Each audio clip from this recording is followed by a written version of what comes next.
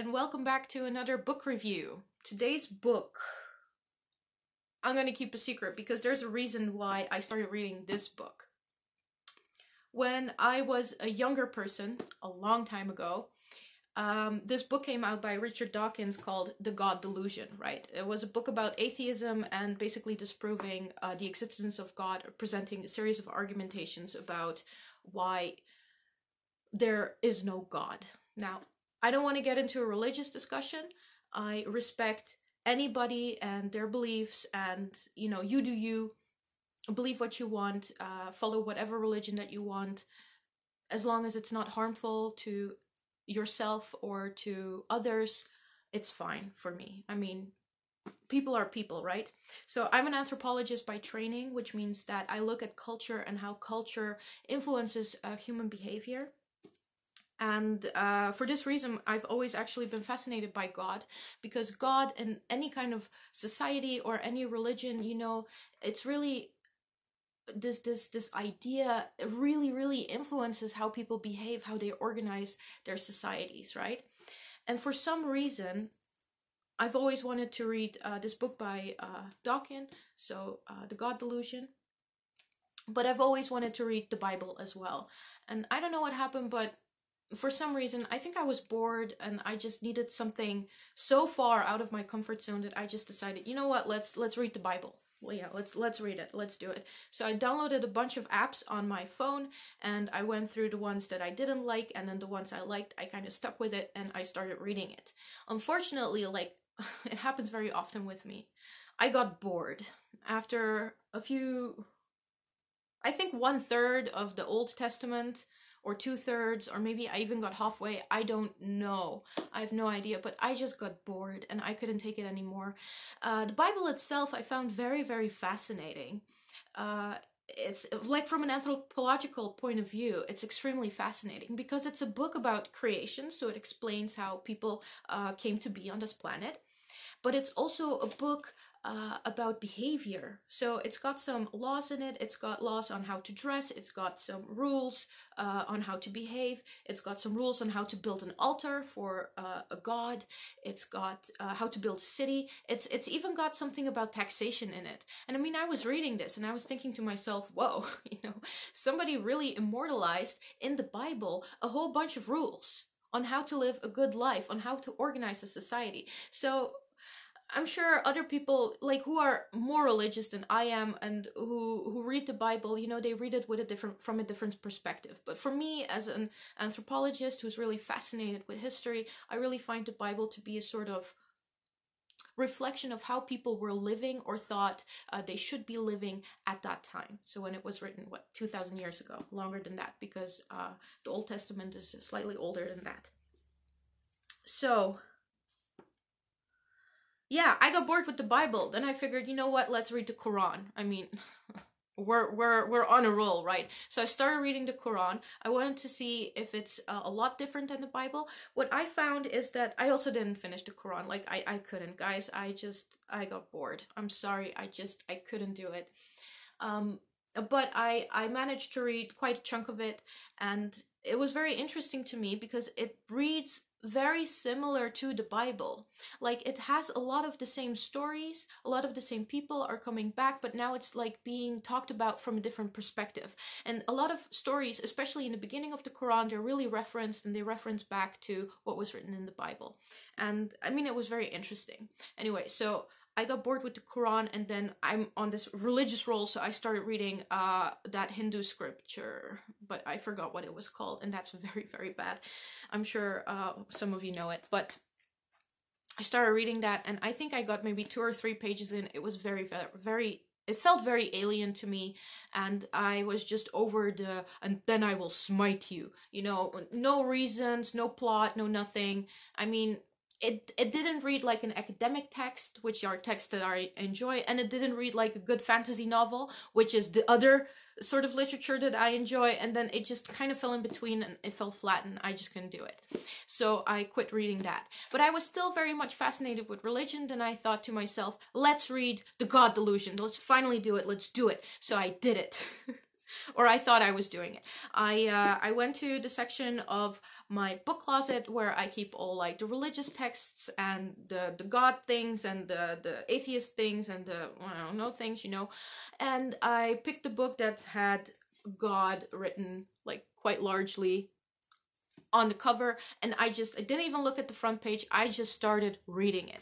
So the first pages were very, very confusing because this was not what I was expecting at all. And at a certain point, I think I was, oh man, I was at least like 15 or 20 pages in, and I figured there's something really wrong. Like, this isn't what I was expecting at all. I thought the God delusion was about atheism. What is this? So I closed the book and I look at the cover, and it's not the God Delusion. I was not reading that book at all. I was reading a book by Jack Miles called God, a Biography. Oh my God. I don't know. I can be so dumb sometimes, seriously. So I was reading a God biography. And then it made sense because it was reading like a biography. I got, I think, about 70 pages in, which is this much of the book. So this part, I read all of that. It was a lot of repetition because he writes a little and then he has whole paragraphs of the Bible copied literally into it. As a trained academic writer, for me, this is such a big no-no.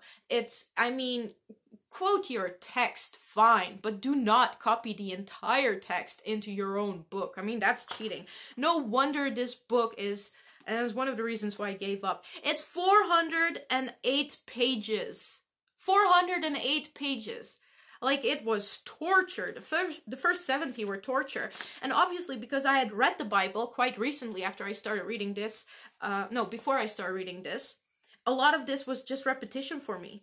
Because he had literally copied parts of the Bible that I had just read. So I started skipping a lot of pages, and then I kind of lost the plot, and then I couldn't be bothered anymore. And it is very, very unlikely that I will finish this book. But that doesn't mean it's not interesting, because it is interesting. It's interesting because this author is looking at God as a character. He's asking the question, if we look at the Bible, if we take the Bible and this character, this figure of God, can we see character development? That is the question he's asking here. And it's interesting because when we think about the Bible is a book about God, but it's also written by God, or they are the words of God. So God is the author of the Bible, but he's also its main protagonist. And as we read the Bible, we actually notice several personalities. So God in the beginning of the Bible, so in the old scriptures, he's acting as the creator. When he's first making contact with humans, so with Joseph, for instance, he's acting a bit like a father figure, but he's also acting oftentimes like a vengeful God. If we look at Moses, right, the whole arc of Moses, God often smites the enemies, right? And also the enemies of Joseph, they also tend to suffer. Like, God just shows up and then he destroys something, destroys a city, or, you know, as a character, he can be very vengeful. So if God is God, right, omnipowerful, omniscient, you know, I'm saying this wrong, omnipowerful, what even is that? Oh my God. Omniscient and omnipotent, right? If that is, and what was the third definition of a good God? Like, he's good. Something would be. I'll get to it. It kind of goes against this character, right? Because he's also very vengeful. And then the third personality of God is as an observer. So at a certain point, he kind of just leaves the Bible. Like, he leaves. He doesn't smite anybody. He's not vengeful anymore. He's just an observer. And he stands outside of life. And he's observing human life. And, like, those are kind of the three personalities that he embodies in the Bible. So the book goes on to analyze these personalities and to question what kind of character development this is, or even if this is character development. So it's not a book about atheism, and it's not a book about Christian religion. You know, it's just a book about a book. And I would like to end this little review by reading a few sentences. So these are basically the questions that this book is trying to answer. The questions the author Jack Miles is asking. So he says, in other words, granting that God and mankind are not identical, in what ways are they different? What makes God godlike? What is special about his character? And above all, we may ask, staying always within the confines of the Bible as a work of literature, how his earlier actions relate developmentally to his later ones. This question need not lose its relevance even when we read the biblical books that come after the extended opening narrative. At those later points, one may listen as a biographer during an interview, or as suggested earlier, as a junior in a courtroom, not attempting to reconstruct events, but simply receiving character testimony from a character witness. How did he affect you? Did he frighten you? Did you love him? What was he after? Did he change much during the time you knew him? What most impressed you about him? So it's very interesting that somebody wrote this book, you know, who looked at the Bible as a work of literature and then decided to analyze it as a work of literature, where God is like the main character and he's being analyzed. So I'm not going to finish this book, like I said. I have nothing against it. It's just, it's not the type of literature that I enjoy, which means that my attentions will wander away a very far way. So it's extremely unlikely I will pick this up again. But for those of you who might be interested in this book, God, a Biography by Jack Miles, it exists. It was even a national bestseller and winner of the Pulitzer Prize, although I don't know what year. 1990? I don't know. It doesn't matter. If you're interested, look it up. I'm sure it's online somewhere. And yeah. I'll have another book for you ready next time. Bye bye!